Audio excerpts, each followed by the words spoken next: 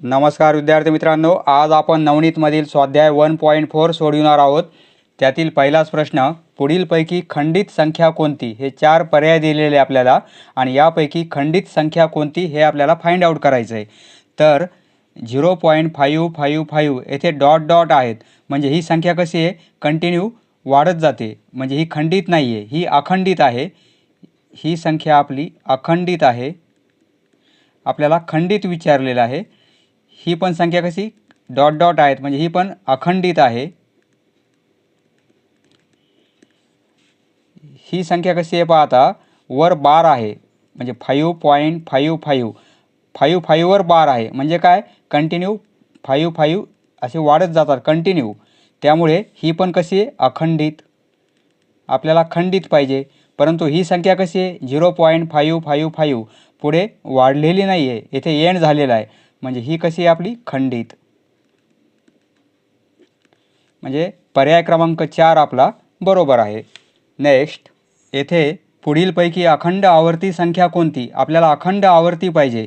तर आता हा नंबर कसा आहे पहा, 9.165 आणि 165 या 3 अंकाच्या डोक्यावर काय दिलेला आहे? बार दिलेला आहे, एक आडवी लाईन दिलेली आहे। याचा अर्थ काय होतो?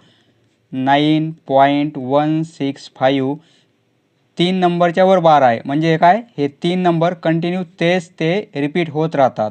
165 165 165 हे असे कंटिन्यू वाढत जातील। आपल्याला अखंड आवर्ती पाहिजे, म्हणजे हे कसं आहे? अखंड आहे, म्हणजे कंटिन्यू असल्यामुळे अखंड आहे। आवर्ती, आवर्ती म्हणजे काय? 165 हे कंटिन्यू 3 नंबर रिपीट होत आहे, म्हणून 165 या 3 नंबरचंच आवर्तन कंटिन्यू रिपीट होत आहे, त्यामुळे हा नंबर कसा आहे? अखंड आवर्ती आहे। आता हा नंबर पहा कसा आहे, 9.165 म्हणजे प्रोसेस संपलेली आहे, पुढे काही अखंड नाही आणि आवर्ती तर नाहीच नाही। हा पण नंबर अखंड नाही आणि आवर्ती पण नाही, हा पण नंबर अखंड नाही आणि आवर्ती नाही। अखंड आणि आवर्ती कधी होईल? जर डोक्यावर बार असेल किंवा इथे डॉट असेल। एक नंबर असेल तर डॉट असेल, 2 किंवा जास्त नंबर असतील तर डोक्यावर बार येईल, म्हणून पर्याय क्रमांक 1 आपला बरोबर आहे। नेक्स्ट, येथे आपल्याला 0.67 या संख्येचे अखंड आवर्ती रूप कोणते हे या पर्यायातून शोधायचं आहे। तर आता 0.67 हा नंबर कसा आहे? 0.67 खंडित आहे आणि आपल्याला काय विचारलं आहे? अखंड आवर्ती। आता हा तर नंबर खंडित आहे, परंतु आपल्याला अखंड आवर्ती विचारलेला आहे। तर आता हे काय आहे? 6.70 आपला नंबर कसा आहे? 0.67 आणि ही व्हॅल्यू काय झाली? 6.70, म्हणजे याचा डायरेक्ट व्हॅल्यू चेंज झालेली आहे, म्हणजे हा पर्याय आपला बरोबर नाही। आता 0.670 आणि डोक्यावर बार आहे, याचा अर्थ काय होईल? 0.670 670 3 अंकाच्या वर बार आहे, म्हणजे काय? हे 3 अंक कंटिन्यू रिपीट होतात, 670 670 असं कंटिन्यू येईल। आपला नंबर कसा आहे? 0.67 आणि येथे नंबर कसा येतोय? 0.670 670, म्हणजे व्हॅल्यू चेंज होते, म्हणजे हा पण आपला पर्याय बरोबर नाही। तर आता 0.67 येथे 0 आहे आणि वर डॉट आहे, याचा अर्थ काय होईल? 0.67 झिरोच्या वर डॉट असल्यामुळे कंटिन्यू 0 असे वाढत जातील कंटिन्यू, त्यामुळे येथे 0वर डॉट आहे। तर ही व्हॅल्यू पहा, 0.67 आणि पुढे किती जरी पॉईंट नंतर आपण 0 वाढवले तरी संख्येमध्ये काही बदल होत नाही। आणि आपला नंबर कसा आहे? 0.67, म्हणजे हा नंबर आणि हा नंबर दोन्ही सेम आहेत, म्हणजे पर्याय क्रमांक 3 आपला बरोबर आहे। म्हणजे खंडित संख्या ही, परंतु त्याला आपण कसं केलेलं आहे? अखंड आवर्ती दाखवलेलं आहे। आता 0.67 हा पण 0.67च आहे, म्हणजे हा खंडितच आहे आणि हा पण खंडित आहे, अखंड आवर्ती होईल का? नाही होणार, त्यामुळे हा पण पर्याय बरोबर नाही। पर्याय क्रमांक 3 आपलं करेक्ट आन्सर आहे। नेक्स्ट, येथे पुढीलपैकी परिमेय संख्या कोणती? आता या 4 पर्यायापैकी परिमेय संख्या कोणती आहे हे आपल्याला फाइंड आउट करायचं आहे। तर परिमेय संख्या आणि अपरिमेय संख्या म्हणजे काय, यावर आपण आधारित एक व्हिडिओ केलेला आहे, त्याची लिंक तुम्हाला डिस्क्रिप्शनमध्ये दिलेली आहे। तो जर व्हिडिओ पाहिला तर हे तुम्हाला काहीच अवघड वाटणार नाही। आता आपल्याला काय विचारलं आहे? परिमेय संख्या। तर √5 हा कसा आहे? आपला अपरिमेय आहे। हा पण नंबर कसा आहे? कंटिन्यू रिपीट होतोय, म्हणजे अखंड आवर्ती नाही आहे. जर आवर्ती असता तर तो परिमेय झाला असता. जर 6 8 किंवा इथे बार असता किंवा डॉट असता एखाद्या नंबरवर, तर हा नंबर कसा झाला असता, परिमेय झाला असता. परंतु हा नंबर कसा आहे, कंटिन्यू वाढत जातो, वेगवेगळे नंबर येतात, रिपीट कोणतेच नंबर होत नाहीत. कंटिन्यू रिपीट सिरियल येथे होत नसल्यामुळे हा पण कसा आहे आपला अपरिमेय. आता √10 हा पण नंबर अपरिमेय आहे. मग हा नंबर कसा आहे आपला, परिमेय नंबर आहे हा. पर्याय क्रमांक 1 आपला बरोबर आहे. नेक्स्ट, येथे आपल्याला अपरिमेय संख्या कोणती म्हणजे इरॅशनल नंबर कोणता आहे हे फाइंड आउट करायचं आहे. तर आता -27/5 म्हणजे 27ला जर आपण 5ने डिवाईड केलं तर आन्सर काय येईल, 5 होईल, येथे 2 राहतील, येथे पॉईंट देणार आपण, येथे 0 येईल आणि कंप्लीट 4चा भाग जाईल, रिमाइंडर आपली 0 येईल. म्हणजे आन्सर कसं येईल आपलं, हे मायनस असल्यामुळे आन्सर मायनसमध्ये येईल. आन्सर काय येईल याचं, -5.4. आता हा आपला नंबर कसा झालेला आहे, खंडित झालेला आहे. म्हणजे अपरिमेय संख्या होईल का, होणार नाही. हा आपला पर्याय बरोबर नाही. आता 25 आणि त्याचं स्क्वेअर रूट आहे, याचा आन्सर काय असते, 5 वर्गमुळात 25, त्याचा उत्तर काय येईल, फक्त 5 येईल. बरोबर आहे, 25चं वर्गमूळ 5 आहे. ही अपरिमेय संख्या आहे का, नाही, कारण हा आपला इंटिजर झालेला आहे. बरोबर आहे, 5. मग हा अपरिमेय संख्या होईल का, होणार नाही. म्हणजे हा पण पर्याय बरोबर नाही. आता √5 हा नंबर कसा आहे, अपरिमेय. कशामुळे, कारण जर √5चं वर्गमूळ काढलं तर ते असं 2 पॉईंट असं समथिंग कंटिन्यू येत राहील, आवर्ती पण होणार नाही, कंटिन्यू वाढत जाईल, त्याचा एंड कधी होणार नाही. त्यामुळे √5 हा नंबर कसा आहे आपला, अपरिमेय संख्या आहे. कारण 25 हा नंबर परफेक्ट स्क्वेअर आहे, त्याच्यामुळे स्क्वेअर रूट काढता आला आपल्याला 5 आणि तो आपला इंटिजर आलेला आहे. त्या वर्गमुळात 25 ही संख्या कशी होईल, परिमेय होईल. परंतु 5 हा नंबर कोणत्याच संख्येचा स्क्वेअर नाही आहे, कोणत्याच संख्येचा वर्ग नाही आहे. म्हणजे जो नंबर परफेक्ट स्क्वेअर नसेल तर त्याचं वर्गमूळ अपरिमेय संख्या असते. आता 25 हा नंबर परफेक्ट स्क्वेअर असल्यामुळे त्याचं वर्गमूळ कसं आलं, परिमेय आलं. परंतु 5 हा नंबर कोणत्याच संख्येचा वर्ग नाही आहे, त्यामुळे या संख्येचं वर्गमूळ अपरिमेय संख्या येणार आहे. म्हणजे पर्याय क्रमांक 3 आपला बरोबर आहे. आता हा नंबर कसा होईल आपला, 10.05, येथे 12 आहे, याचा अर्थ काय होईल, 0.5 हे कंटिन्यू वाढत जातात. म्हणजे हे कसं आहे, अखंडता आहे परंतु आवर्ती आहे. जर हे आवर्ती नसतं, अखंड असतं आणि आवर्ती नसतं तर हा नंबर आपला अपरिमेय झाला असता. परंतु येथे आवर्ती दिलेलं आहे, डोक्यावर बार आहे, म्हणजे काय, ही पण परिमेय संख्या आहे. अपरिमेय संख्या फक्त √5 म्हणजे वर्गमुळात 5 ही संख्या अपरिमेय संख्या आहे. पर्याय क्रमांक 4 पण बरोबर नाही आहे, फक्त आपला पर्याय क्रमांक 3 आन्सर बरोबर येईल. नेक्स्ट, पुढीलपैकी असत्य विधान कोणते. आता दिलेल्या 4 पर्यायापैकी असत्य विधान, असत्य म्हणजे चुकीचं, सर्व परिमेय संख्या वास्तव असतात.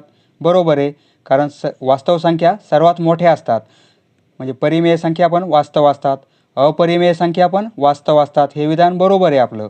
आता सर्व वास्तव संख्या अपरिमेय असतात, परिमेय संख्या वास्तव असतात, परिमेय संख्या वास्तव असतात, परंतु सर्वच वास्तव संख्या परिमेय असतात का, नाही. सर्व वास्तव संख्या परिमेय असतातच असं नाही. म्हणजे काही वास्तव संख्या परिमेय असतील परंतु सर्व वास्तव संख्या म्हणजे परिमेय असतील का, नाही. हे विधान चुकीचं आहे.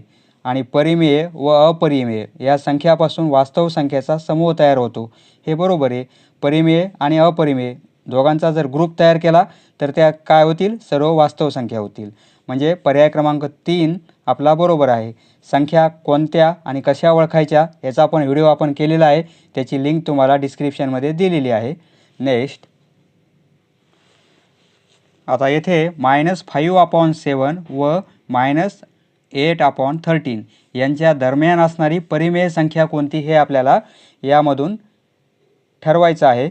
तर आता -5/7 याची व्हॅल्यू काय होते पाहू आपण.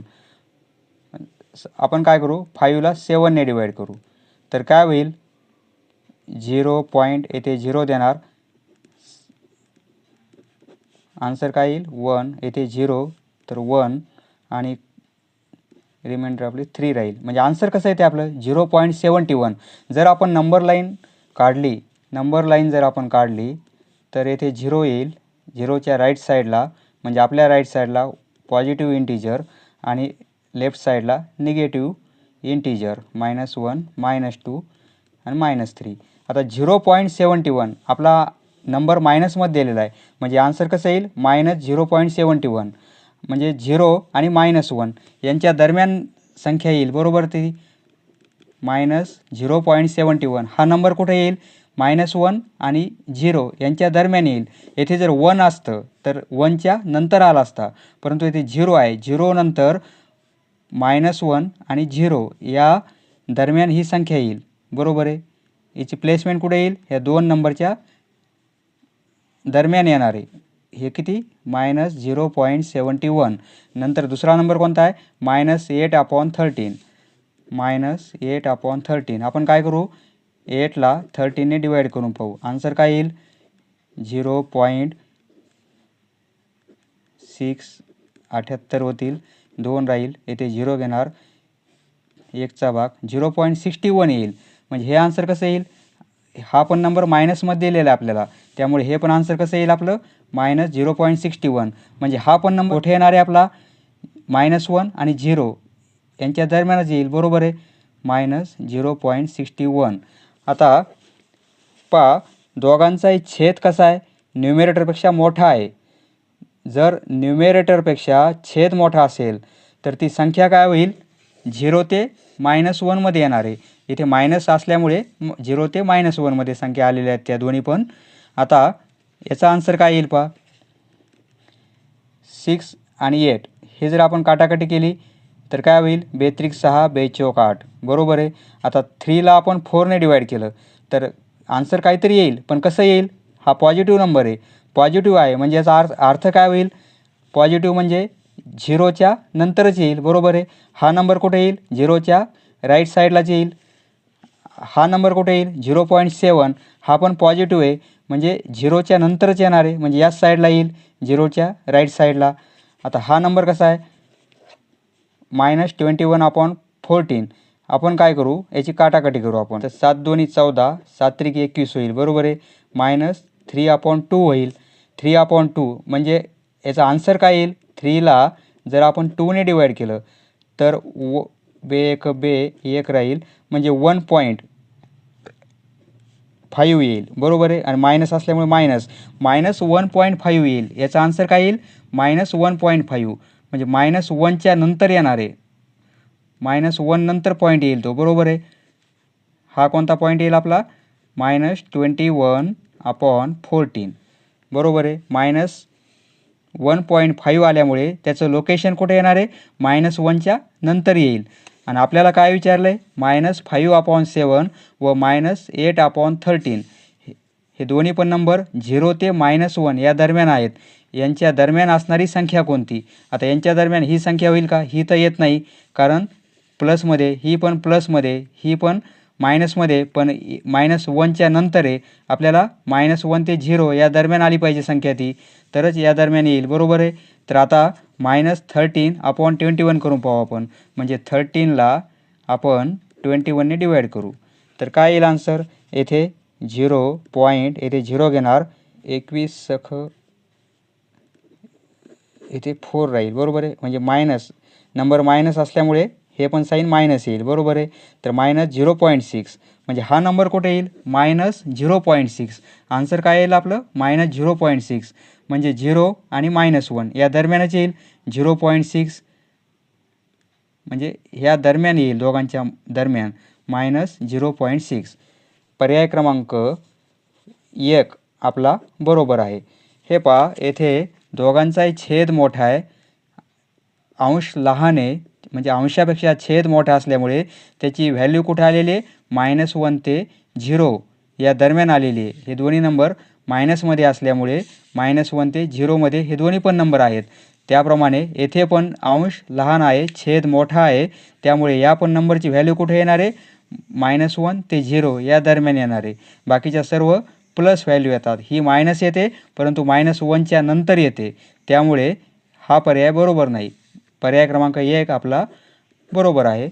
नेक्स्ट 13/7 या परिमेय संख्येच्या लगतचा मोठा पूर्णांक येण्यासाठी त्यात पुढीलपैकी कोणती संख्या मिळवावी. आता 13/7 या परिमेय संख्येच्या लगतचा मोठा पूर्णांक पाहिजे आपल्याला, म्हणून आपण या संख्येला काय करू, पूर्णांकामध्ये कन्वर्ट करू. आता 13/7 असा नंबर आहे आपला, म्हणजे 13/7 याचा अर्थ काय होईल, 13ला 7ने भागायचं. तर आन्सर काय येईल आपलं, 1चा भाग जाईल, बरोबर आहे. 7 1 7, बाकी काय राहील 6. जर आपल्याला याला पूर्णांकामध्ये लिहायचं असेल तर आपण कसं लिहितो, या भागाकाराचं आन्सर काय आलेलं आहे, 1 आलेलं आहे.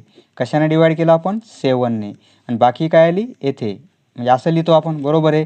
हे जर आपण क्रॉस मल्टिप्लिकेशन केलं 7 × 1 7 होतील, त्यामध्ये 6 ॲड केले तर 13 होतील, आणि कशाने डिवाईड केलं, 7ने, असं लिहू शकतो आपण.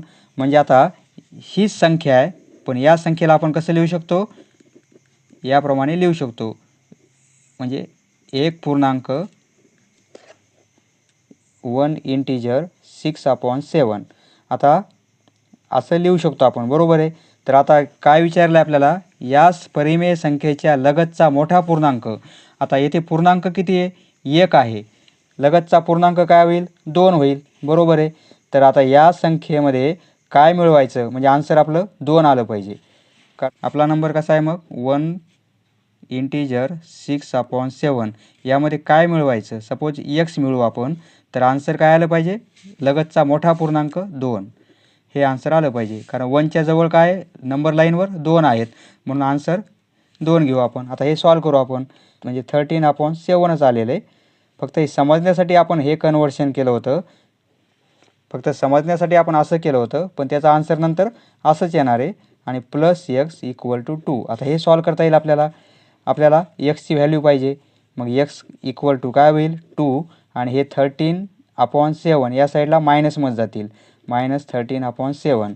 तर हे क्रॉस मल्टिप्लिकेशन करू, 7 2 14 -13 आणि भागिले 7, म्हणजे 14तून 13 गेले तर 1 राहील, आणि भागिले 7 1/7. आन्सर काय येईल आपलं, 1/7. म्हणजे या नंबरमध्ये जर 1/7 ॲड केले आपण, करून पाहू आपण, तर आन्सर 2 येईल का. 13/7 यामध्ये जर आपलं आन्सर ॲड केलं तर आन्सर 2 येईल का. 13 आणि 1 14 होतील, आणि हे 7ला 7, कारण छेद सारखे आहेत. आता 14ला 7ने भागितलं, 2 आन्सर येईल, बरोबर आहे. म्हणजे पर्याय क्रमांक 1 आपला बरोबर आहे. नेक्स्ट येथे 4 संख्या दिलेल्या आहेत, आणि ह्या 4ही संख्यापैकी पूर्णांक संख्या कोणती हे आपल्याला ओळखायचं आहे. ज्या संख्या दिल्यात तेच पर्याय दिलेले आहेत. तर आता एक एक नंबर आपण चेक करू. पूर्णांक संख्या म्हणजे काय, समजा 0, सर्व पॉझिटिव्ह नंबर 1 2 3 असे कंटिन्यू 0, आणि सर्व निगेटिव्ह नंबर, म्हणजे नंबर लाईनवरचे थोडक्यात सर्व नंबर म्हणजे काय, या अशा नंबर लाईनवरचे सर्व नंबर म्हणजे काय, पूर्णांक संख्या. आता 2/4 याचा आन्सर काय येईल, 1/2 येईल, बरोबर आहे. 1/2 हा इंटिजर आहे का आपला नंबर, लाईनवर नाही आहे, म्हणजे हा पर्याय येणार नाही. आता 6ला 2ने डिवाईड केलं तर काय होईल, -3 येईल आन्सर, बरोबर आहे. -3 आपल्या पूर्णांक संख्या आहे, इंटिजर आहे, बरोबर आहे, पूर्णांक आहे तो, त्यामुळे 7/-3 काटाकाटी केली तरी पण या टाईपचा नंबर येणार नाही. ही पण काटाकाटी केली तर पूर्ण भाग जाणार नाही, फक्त याच नंबरला पूर्ण भाग जातो, त्यामुळे आन्सर काय आलेलं आहे, -3. आणि -3 हा आपला पूर्णांक संख्या आहे, इंटिजर आहे, त्यामुळे पर्याय क्रमांक 2 आपला बरोबर आहे. समजले मित्रांनो, धन्यवाद. पुढचा व्हिडिओ पाहण्यासाठी चॅनल सबस्क्राईब करा. धन्यवाद.